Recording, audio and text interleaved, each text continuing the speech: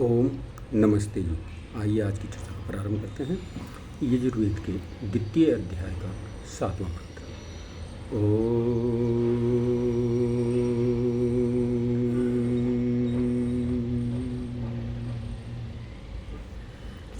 अग्ने वाजजिद्वाजं त्वा सरिष्यन्तं वाजजित्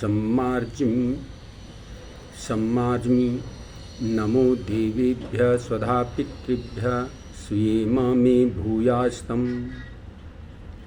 तो बहुत सुंदर मार्मिक चर्चा इस मंत्र में आई है कि ईश्वर उपदेश करता है कि यज्ञ का मुख्य साधन क्या है? अग्नि। क्योंकि जैसे प्रत्यक्ष में भी देखने में आता है कि अग्नि की लपटें जो हैं ऊपर ही ऊपर को जाती हैं, ऊपर को देखने में आती हैं, वैसे अग्नि का ऊपर ही को चलने जलने का स्वभाव है। अग्नि निरंतर जो है ऊपर को ही उठती बढ़ती रहती है तथा सब पदार्थों के छिन्न भिन्न करने का भी उसका स्वभाव है। जो भी पदार्थ अग्नि में चले जाता है उसको वो छिन्न भिन्न कर देता है, विभाजित कर देता है और यान व अस्त्र शस्त्रों में अच्छी प्रकार युक्त किया हुआ शीघ्र गमन व विजय का हेतु होकर वसंत आदि ऋतुओं से उत्तम उत्तम पदार्थों का संपादन करके अन्न और जल को शुद्ध व सुख देने वाले कर देता है। ऐसा सबको जानना चाहिए।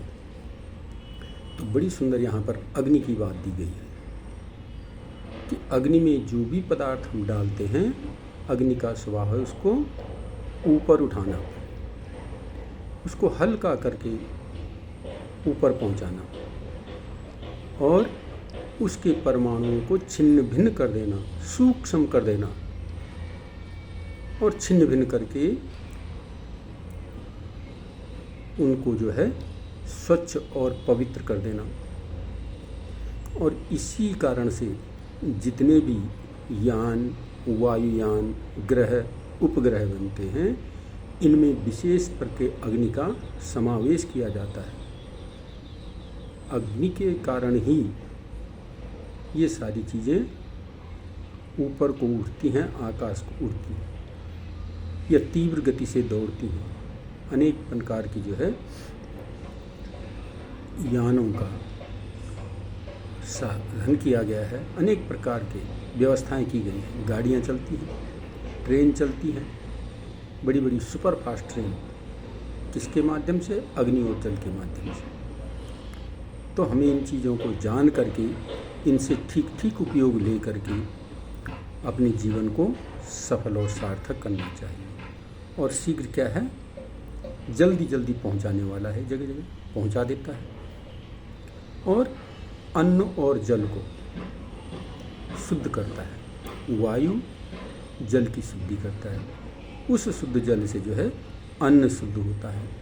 नाना प्रकार के अन्न उत्पन्न होते हैं जो जीवन को सुख देने वाले होते हैं। तो कहते हैं ऐसा प्रत्येक मनुष्य को जानना चाहिए, अर्थात यज्ञ करना चाहिए। यज्ञ में उत्तम उत्तम पौष्टिक पदार्थों का आधान करके हम इस वायुमंडल को, जल को शुद्ध करने का प्रयास करें, प्रयत्न करें, तो जीवन सफल, सार्थक, उन्नतमय बन जाता है। तो बड़ी ही सुंदर इस मंत्र में चर्चा आई है कि अग्नि को जान करके, उसके गुणों को जान करके हम उससे यज्ञ के माध्यम से अनेक प्रकार के यंत्रों का निर्माण करके ठीक ठीक प्रकार से उसका लाभ प्राप्त करें। तो आइए आज की चर्चा को यहीं पर विराम करते हैं।